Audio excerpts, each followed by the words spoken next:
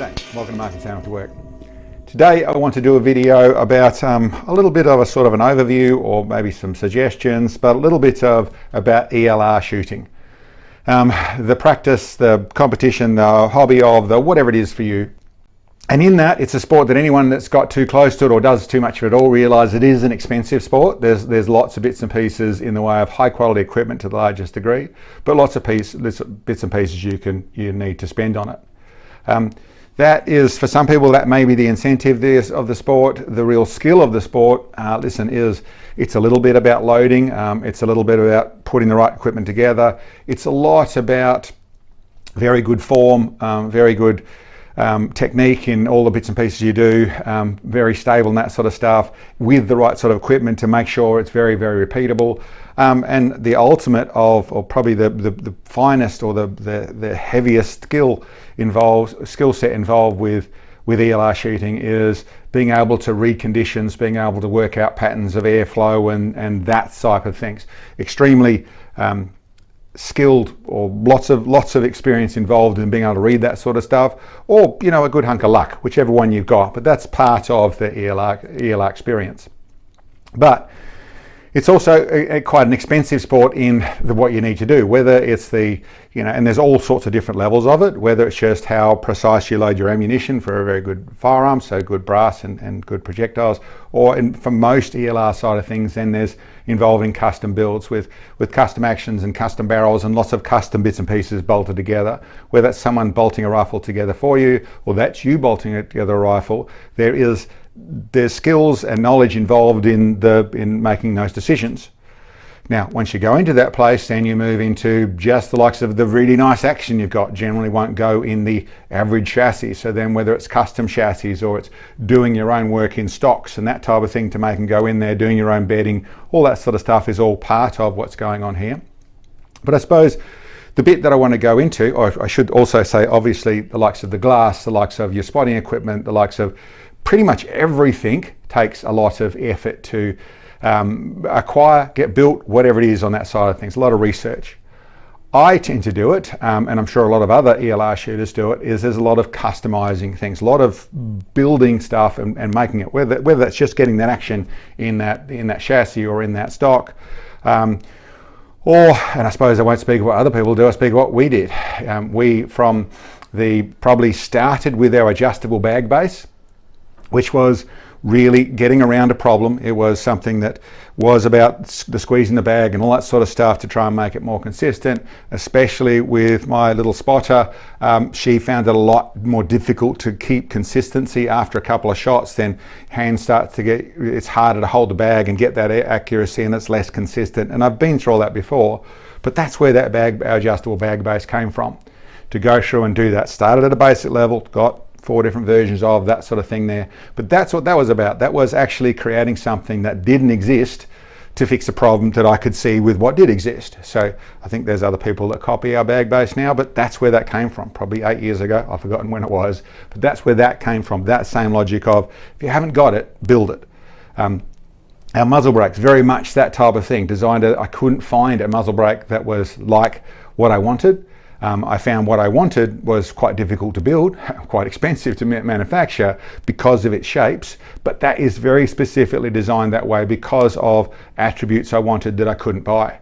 And then there's all sorts of things, from heavy bag riders to our bipod system, all sorts of stuff in our stuff was designed exactly down that road, where I was making something, but this was something that I could sell. So for the rest of the world, okay, if you like what that sort of stuff we did there, then you can buy that stuff. But what I'm actually saying is that came from actually looking at the process of, if you can't buy it, if it doesn't work, what you've got and what you can see doesn't work perfectly, then work it yourself. Work out how to make it better so that you can use it so it suits what you do, which I think, in my opinion at least, is a big part of the ELR experience to me. For most people, it's probably finding the right thing and testing things and finding the right thing they can buy. But there is a group of us, and I think it's probably, ELR is a particular thinking side of the firearm sport, where you go through and figure out what you actually need, and then actually, for our case at least, was build it.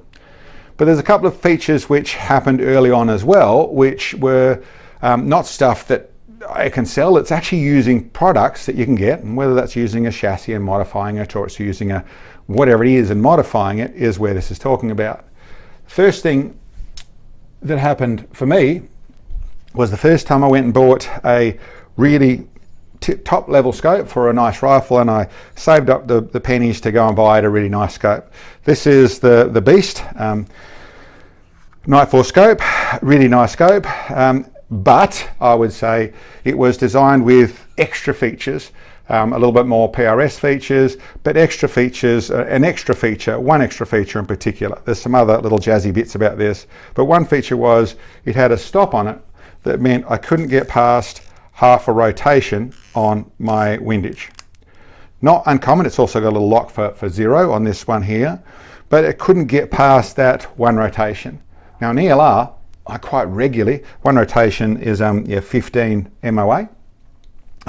With the big shots, I'll be out at 30 if I can have it. The wind will be blowing where I need 30 minutes of wind to basically get it on target. So I couldn't do it. The first few times I did it, I was actually holding over or holding the wind because I'd maxed it out and had to go that as well, that works, but I prefer to be able to dial.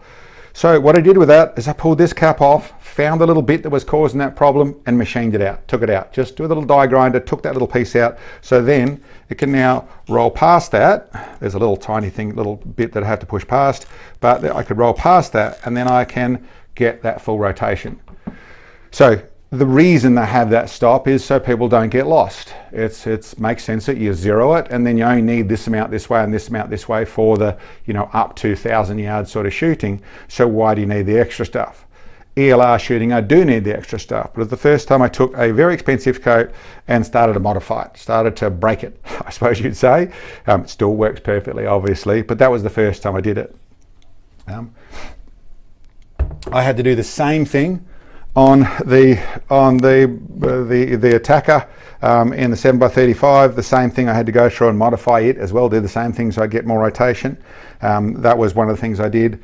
And even in the later days, I have this type here. This is a really, really nice optic. This is the Element in the Theos, which is a scope we've only been using recently. Really nice scope, really good glass, but it had the windage, I don't think was a problem. This one here had nicely set up so you turn it around and you get a little indicator for your second rotation.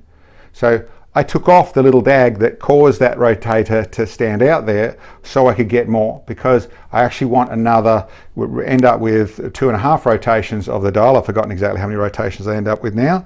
I end up with like 2.7 rotations, which couldn't happen when it had that little indicator in there.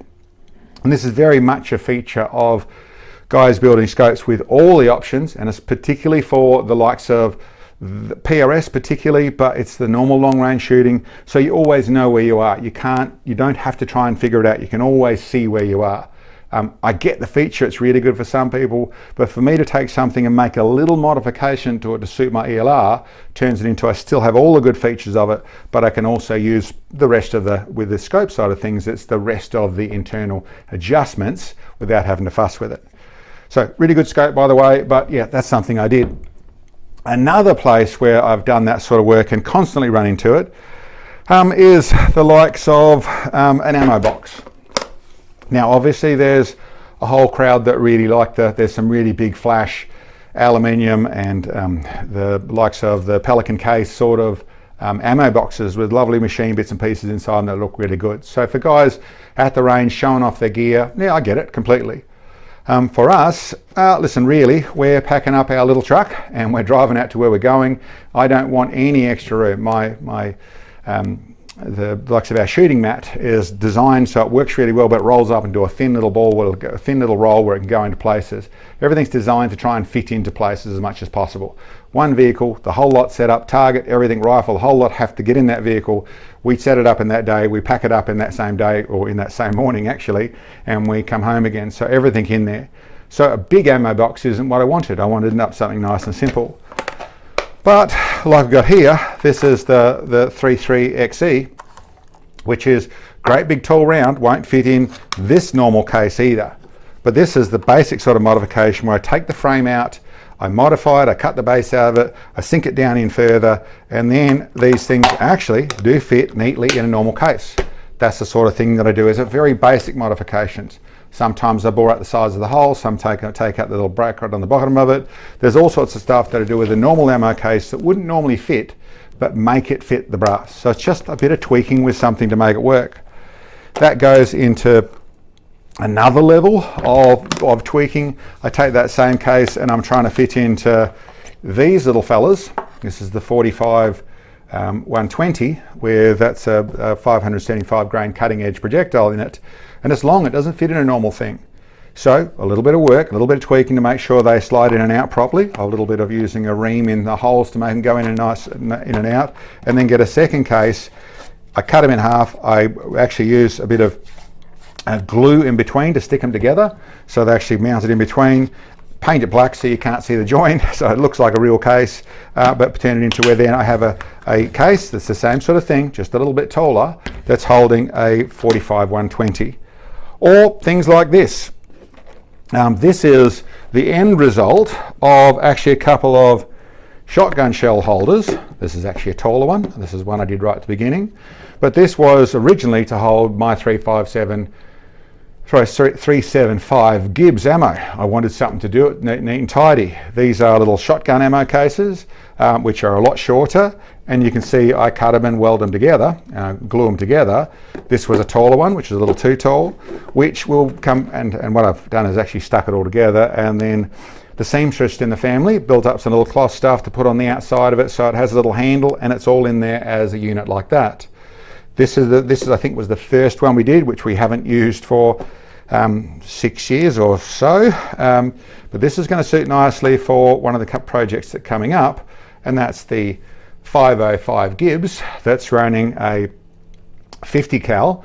Well, that's a nearly 800 grain projectile in there, and it turns it into a very long thing that wouldn't fit most places. It wouldn't fit in that one there either, but with this sort of thing here, I end up where I have a nice little 25 case in little bits and pieces. When we build it with the handles and bits and pieces, it'll do the same thing. Gets in the truck, not too much room, and just a bit of modifying things to make it all work. So there's other things where sometimes it's the rifle case. It's really, I suppose, what I'm saying with that sort of thing is to look at the process with I think is part of the feature of it. Like I said, the ELR stuff is the thinking man's game. Now I get there's some guys that it's a retail therapy game as well, where they go and buy every bit and they get the best information and put the right parts together and get the right gunsmith and do it. And listen, that's definitely a way to do it too.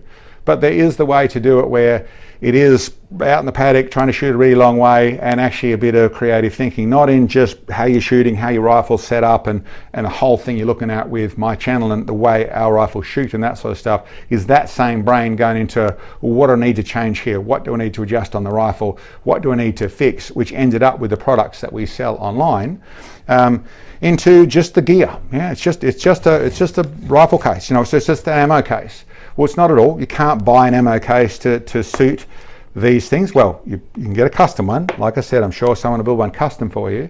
But this is actually just a couple of plastic bits off eBay that are welded together, a little bit of handwork, and all of a sudden we end up with this thing. But yeah, there they are. There's the next lot of 45 120 ammo ready to go.